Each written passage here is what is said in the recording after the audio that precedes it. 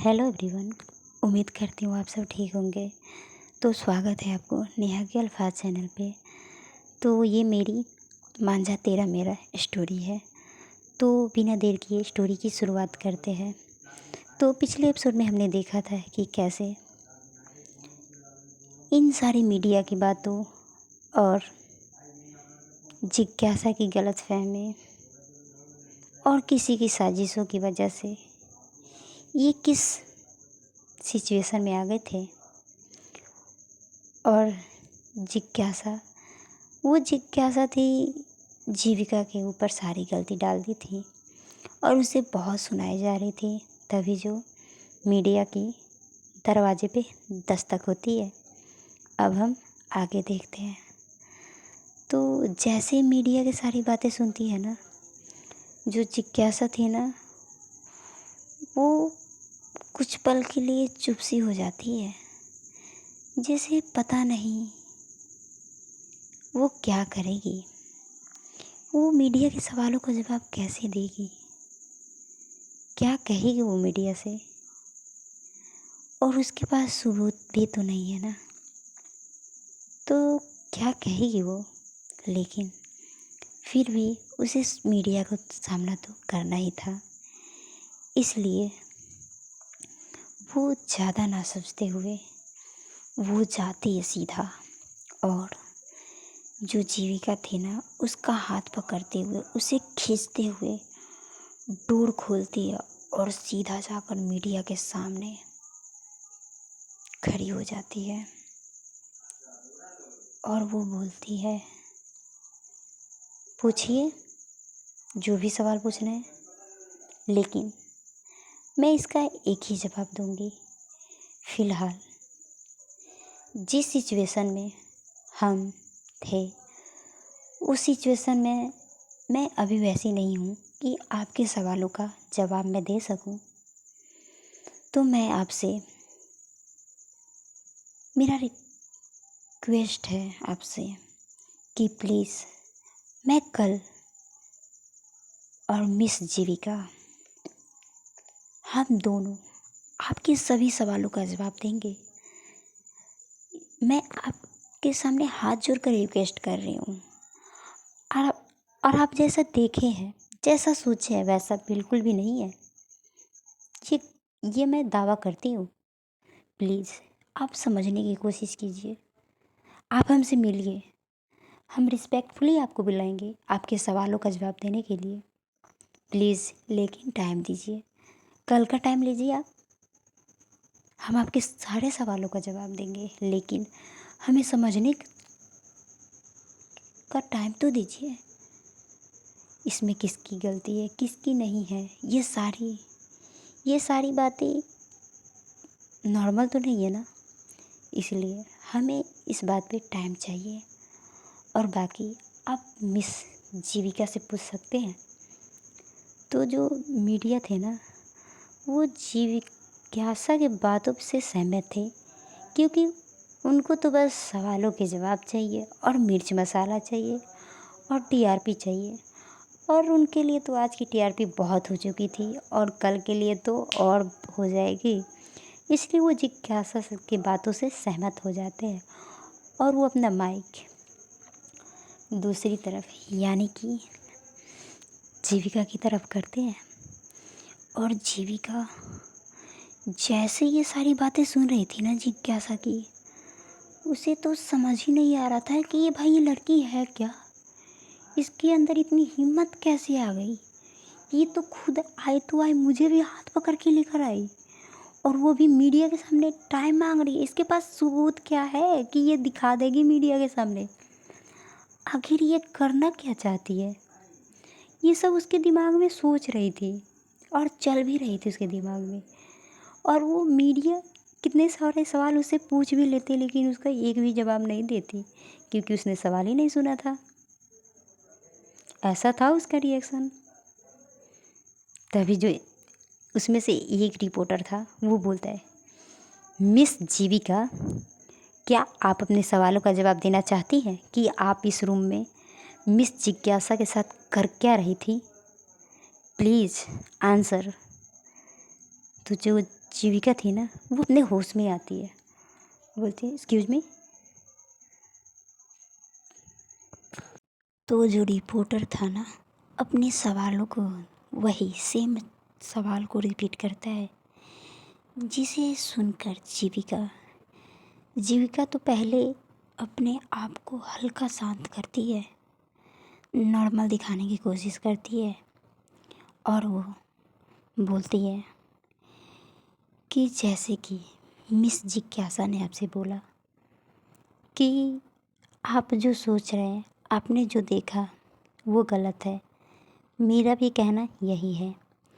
जिस तरह आपने मिस जिज्ञासा को कल तक का टाइम दिया है, मैं आपसे यही गुजारिश करूँगी कि मुझे भी कल तक का टाइम दीजिए। कल मैं भी इन सभी सवालों का जवाब दूँगी। तो जो मीडिया थे ना, वो अपने आपस में बात करने लगते हैं, जैसे एक दूसरे को कन्वेंस कर रहे हो कि हाँ ये भी चलो सही है कि कल ले लेंगे इंटरव्यू। तो जो रिपोर्टर थे ना, सारे सहमत हो जाते हैं और वो बोलते हैं ठीक है मिस जिज्ञासा एंड मिस जीविका, हम आपकी बातों से सहमत हैं। तो आप कल इंटरव्यू देने के लिए आप कहाँ पे आ रही हैं? तो जो जिज्ञासा थी ना, वो बोलती है हम आपको लोकेशन शेयर कर देंगे, उसकी टेंशन आप मत लो, बस कल तक का वेट करो। और अभी जितनी भी तमाशा हुई है आज के लिए काफ़ी है, तो प्लीज़ आप लोग यहाँ से जा सकते हैं। तो जो रिपोर्टर थे ना, वहाँ से चले तो जाते हैं, लेकिन माहौल वहाँ पे शांत नहीं था। जितने भी वहाँ पे गेस्ट आए हुए थे जो क्लोज थे, उनको तो ये सारी चीज़ की भनक लग ही चुकी थी कि आखिर कल रात हुआ क्या था। तो वो जिज्ञासा को और जीविका को अजीब नज़रों से देख रहे थे। तो जिज्ञासा जब अपनी नज़र चारों तरफ घुमाती है ना, तो देखती है उन सबको, और वो पहले तो जो उसके बहुत क्लोज थे उन सभी को देखती है, और वो गुस्सा भरी नज़रों से देखते हुए बोलती है मुझे पता है ये मेरे जितने क्लोज के हैं ना, वो बस अच्छे समय में काम आते हैं। मुझे पता है कि आपके मन के भी अंदर डाउट आया होगा कि आखिर कल रात हम दोनों कर क्या रहे थे। तो आप फिक्र मत कीजिए, आपके भी सवालों का जवाब देंगे कल हम। मुझे पता है आपके अंदर भी कई सवाल उमड़ रहे होंगे पूछने के लिए, लेकिन आप टेंशन मत लीजिए, आपके भी सवाल का जवाब दिया जाएगा। तो प्लीज़ ये ड्रामा करने की कोशिश मत करिए, और आप भी यहाँ से जा सकते हैं। तो जितने वहाँ पे गेस्ट आए हुए थे, जो मेंबर के क्लोज थे, वो वहाँ से चले जाते हैं।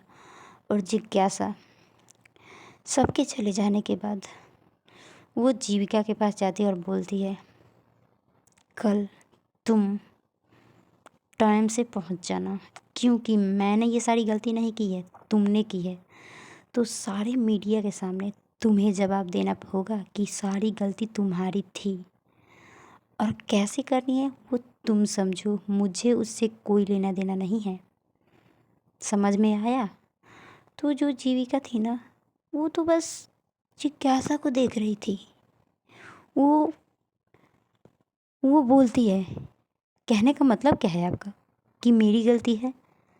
हाँ, मैं तो उस रूम में अकेली नहीं थी ना, आप भी थी उसमें, तो उसमें मेरी गलती कहाँ से हो गई? और मैं मीडिया के सवालों का जवाब क्यों दूंगी अकेले? हाँ, और वैसे भी मुझे से कोई फ़र्क नहीं पड़ता कि मीडिया मेरे बारे में क्या सोचती है और क्या नहीं सोचती है।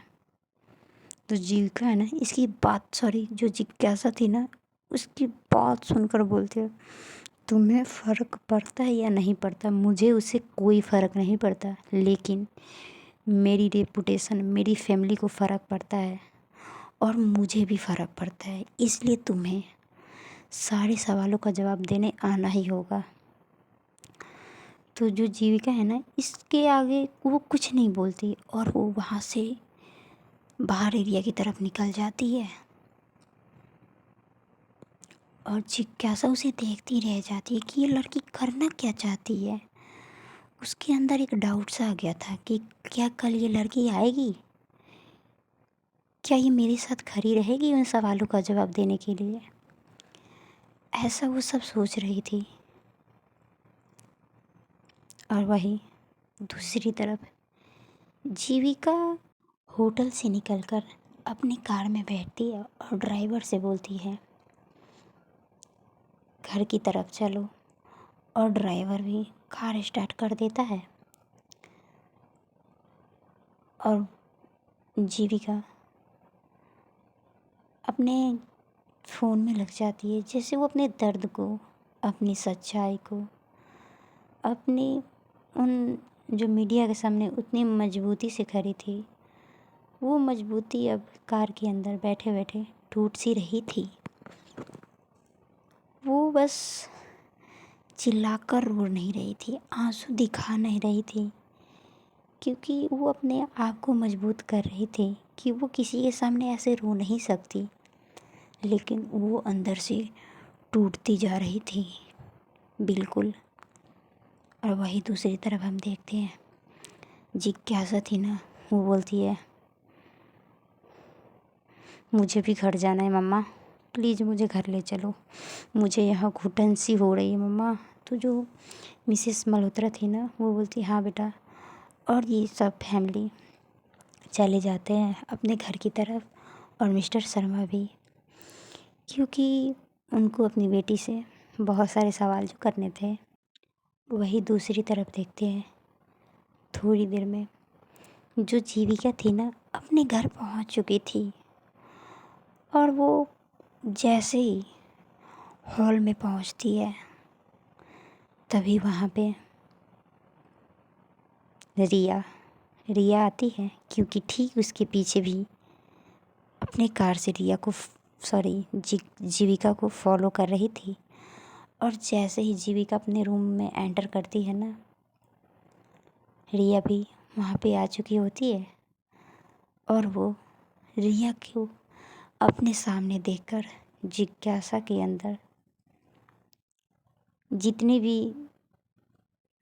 अपनी हिम्मत बचा के रखी थी, वो टूट सी जाती है और वो अपना सर नीचे किए हुए रोना स्टार्ट कर देती है। और रिया को बिल्कुल भी जीविका के आंसू बिल्कुल भी पसंद नहीं थे। उसे जीविका के आंसू नकली लगते थे, एक कायरता की निशानी लगती थी उसे जीविका के आंसू। और वो जीविका के आंसू को इग्नोर करते हुए वो उसे पकड़ते हुए रूम में धक्का मारते हुए अंदर ले जाती है और रूम को लॉक कर देती है।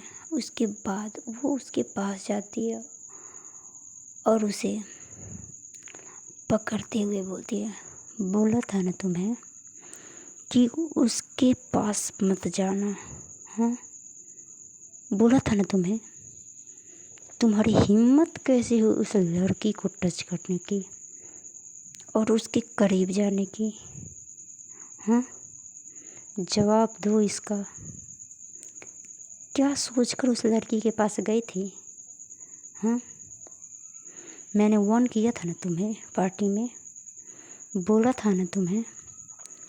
जो रिया थी ना, वो जीविका को सुनाए जा रही थी और जीविका कंफ्यूज है कि इस लड़की को अभी भी पड़ी है कि मैं उसके साथ रात गुजारी हूँ। क्या इसको इतनी समझ नहीं है कि जो लड़की इसके साथ रिलेशनशिप में रह के कुछ कर नहीं पाई, वो किसी और लड़की के साथ क्या करेगी जिसे वो जानती तक भी नहीं है। जीविका के माइंड में ये चल रहा होता है। लेकिन रिया तो वो कुछ और ही सोच रही थी। उसे ऐसा लग रहा था कि मेरे कंट्रोल में चलने वाली लड़की, मेरे कहे अनुसार चलने वाली लड़की किसी और के साथ रात कैसे गुजार सकती है। उसका ये माइंड सोच रहा था। और वहीं दूसरी तरफ हम देखते हैं जिज्ञासा अपने घर पहुंच चुकी थी। और जैसे वो अपने घर पहुंचती है ना, वो सीधा अपने रूम की तरफ निकल जाती है और वो किसी से कुछ भी नहीं बोलती और अपने रूम में जाकर खुद को लॉक कर लेती है और रूम के अंदर एंटर करके वो सीधा वॉशरूम में जाती है और शावर ऑन करके शावर के नीचे खड़ी होकर अपने बॉडी को ऐसे रख कर रही होती है ना, जैसे पता नहीं किसी ने उसे कैसे किस तरीके से टच किया। उसे अपनी बॉडी से मतलब एक घिन सी आ रही थी। वो अपनी बॉडी को इतनी रगड़ के धो रही थी ना कि पता नहीं किसने उसकी बॉडी को टच कर दिया हो, ऐसा था उसका। और अपने बॉडी को रगड़ते हुए बस जीविका को ही कोस रही होती है। ऐसे ही थोड़ी देर बाद जब जिज्ञासा अपनी बॉडी को रगड़ लेती है, उसकी बॉडी रगड़ने की वजह से रेड हो चुकी थी। उसके बाद जब वो थक जाती है, खुद से हार जाती है, तब वो बैठकर रोने लगती है। ये उसका टूटना किसी ने नहीं देखा था और ना ही किसी को देखने के लिए मिला था। लेकिन बंद वॉशरूम के अंदर जिज्ञासा जिस तरह से रो रही थी ना, वो अलग तरीके का था। आप और हम उसकी फीलिंग को बता नहीं सकते। जिस तरीके से रो रही थी, ऐसा लग रहा था कि ये फीलिंग उसके लिए, ये टच उसके लिए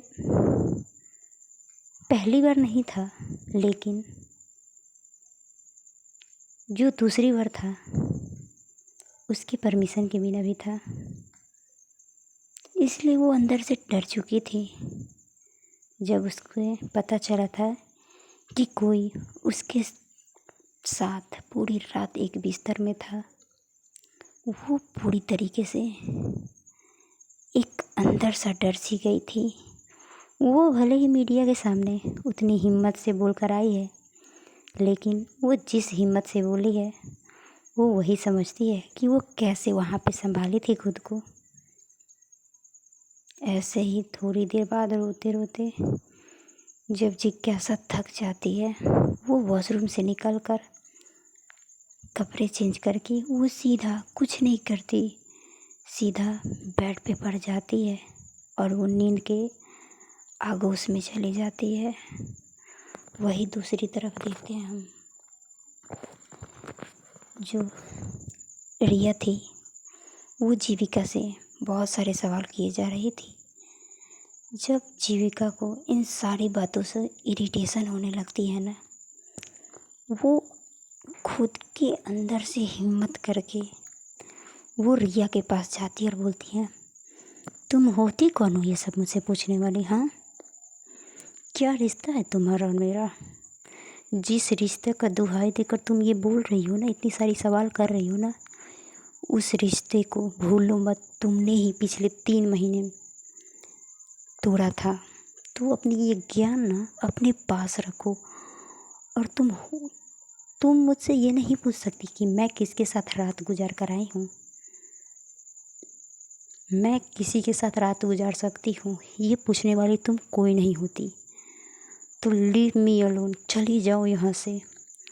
तो जो रिया थी ना, वो जीविका की ऐसी बातें सुनकर तो शॉक हो जाती है कि ये लड़की जिसकी हिम्मत उसके आगे कभी बोलने की नहीं होती है, वो लड़की मुझे इस रिश्ते की दुहाई दे रही थी, ऐसा वो सोच रही थी। और वो जीविका के कॉलर को पकड़ते हुए बोलती है, अच्छा तो तुम किसी के साथ रात गुजारोगी? हाँ, चलो फिर ट्राई कर ही लेते हैं। एक रात मेरे साथ ही गुजार कर दिखा दो तुम। हाँ, बहुत रात गुजारने का शौक चढ़ा है ना। देखते हैं कि मिस रिया मल्होत्रा को छोड़कर तुम किसी और के साथ जिस तरह रात गुजारी हो वैसे ही मेरे साथ भी रात गुजार कर देखो। मैं देखना चाहती हूँ कि मुझे छोड़कर तुम्हारे अंदर ऐसी कौन सी पावर आ गई है जो तुम किसी के साथ रात गुजार सकती हो। तो ये सारी बातें जो जीविका थी ना, जब सुनती है वो बोलती है, अपनी ज़बान संभाल कर बात करो रिया। मैं कोई चीज़ नहीं हूँ जो किसी के साथ भी रात गुजारती फिरूँ। तो जो रिया थी ना, तुम चीज़ ही हो जो एक लड़की के साथ तुम रात गुजार कर आई हो बिना किसी जान पहचान की। तो जो जीविका है ना, वो बोलती है, तुम्हें उससे कोई फ़र्क नहीं पड़ना चाहिए कि मैं किसके साथ क्या करती हूँ, और तुम यहाँ से चली जाओ प्लीज़। तो जो